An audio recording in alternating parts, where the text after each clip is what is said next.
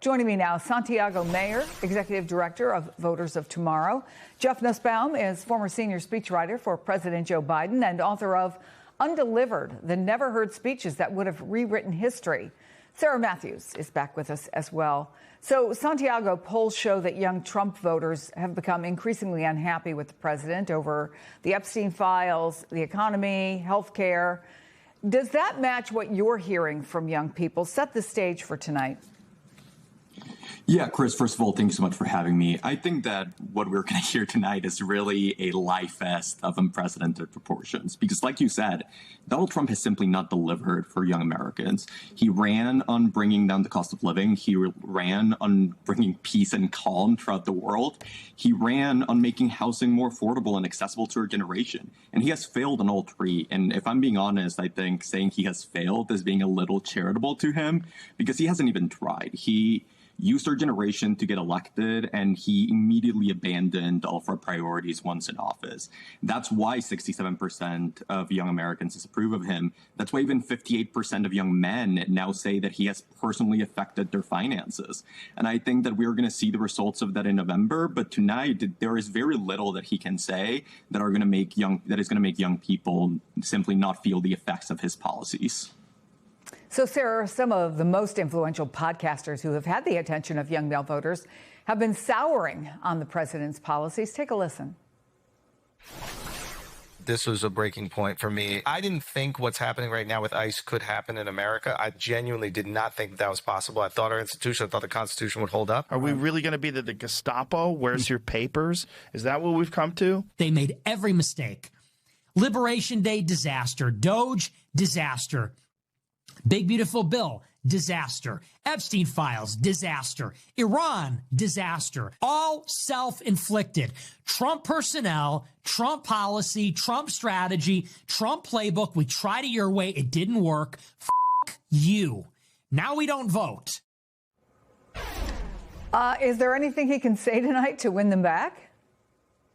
Let me just say that this was so predictable what was going to happen in Trump 2.0. There were folks like myself who served in the first Trump administration, who were on the campaign trail leading up to the 2024 election, who were warning about all this and sounding the alarm.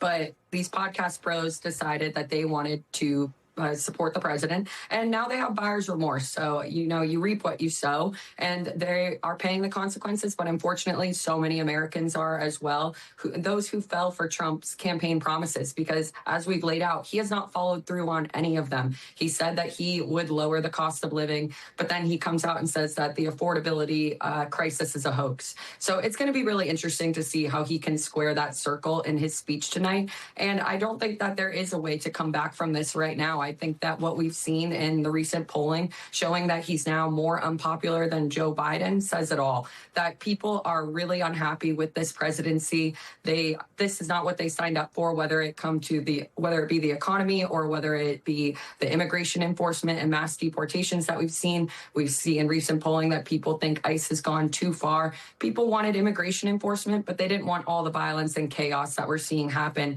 in the Trump administration, thanks to Kristi Noem and Corey Lewandowski's leadership. So I think that Trump is going to have a hard time selling this. His only saving grace right now is that there probably aren't going to be a lot of people who are tuning into this speech. And Trump has a tendency to go very long with his speeches. So I think that even if people tune in, they're going to be listening for the first 15 minutes and probably change the channel. So unless there's some sort of viral moment that's going to catch the attention of millions of Americans, this will probably be a blip on the radar for most people. But I do think that most people are very upset with the failure to deliver on the campaign promises in this presidency. So he's going to have a hard time between now and the midterms of making good on those promises to try to help win back some of those voters for the Republican Party if he wants to help their chances in the midterm elections come November. So, Jeff, let's talk about those viral moments. Everybody wants a good one, but take us behind the scenes. Can that be crafted?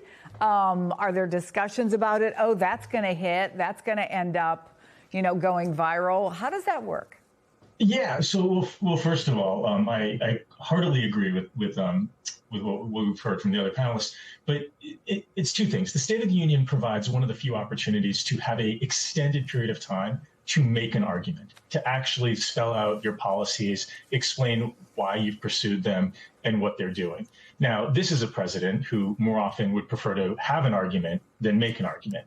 And so when it comes to viral moments, those certainly come from argumentative moments, either from the floor, which has happened, which I think Hakeem Jeffries hopes will not happen this time, or from what are called Skutnik stories. And these are the people who are featured in the State of the Union, whose stories get told. And that's generally when you're working on speeches like this, where you're trying to have viral moments. These are called Skutnik stories, named for Lenny Skutnik, who President Reagan featured in 1982. This is someone who jumped into the Potomac River at freezing to rescue people from a plane crash. And so this has become a thing, and this is a thing Trump uses quite a bit to try to bask in the reflected glow of other people, or use other people's stories to try to tell his stories. So you certainly write with those in mind. Now, again, you want your viral moments to be the ones advancing your policy and advancing your agenda. And again, this is a president who's chosen to use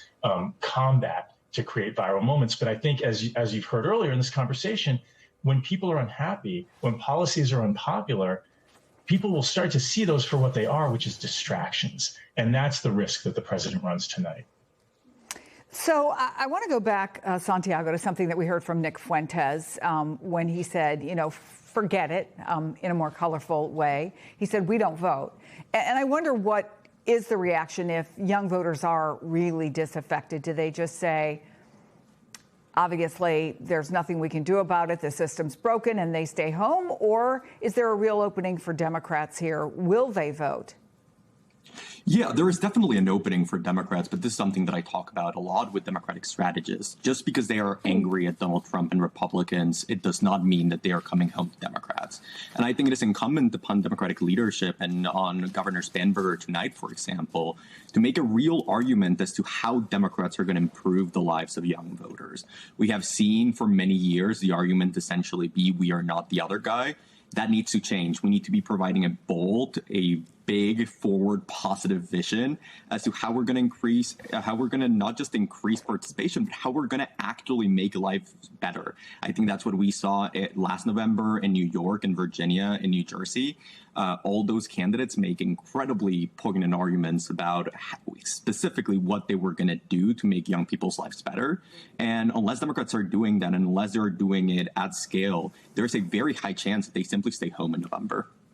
Well, I think that brings us to, Jeff, the challenges for Virginia Governor Abigail Spanberger. I mean, this is considered largely a thankless job. You never have quite the same numbers, right, that the president had. So how does she capitalize on it? Yeah, the real risk is that this speech becomes a mini-me speech. And I've been implicated in writing some that have not succeeded in the way we hoped. It's just difficult, right? The president has the majesty of both houses of Congress. It really is a bully pulpit. Using Teddy Roosevelt's word for good, of course, this president may turn it into a bully pulpit as a bully. But so the trick is often, instead of trying to do everything in 7 or 9 minutes, which really does reinforce that mini-me tendency, is to pick 2 or 3 and hammer them home. I think already her choice of a venue is important. It's America's 250th birthday, reminding people what America is about, reminding people why we have a democracy, why we fight against autocracies, is going to be really valuable. And so in that sense, she's already chosen a place and a format that will help make that focused argument that I believe she has a chance to make. And I think you're going to see in her, in part because she's dynamic, in part because she has served her country in the CIA and not just in Congress. I think you'll see her have more success with this than others have had in the past. The challenge, of course, is that success might have to come at about 1 a.m. If the president follows through on a speech that is Fidel Castro-esque, both in terms of its length and its dismissal of democracy.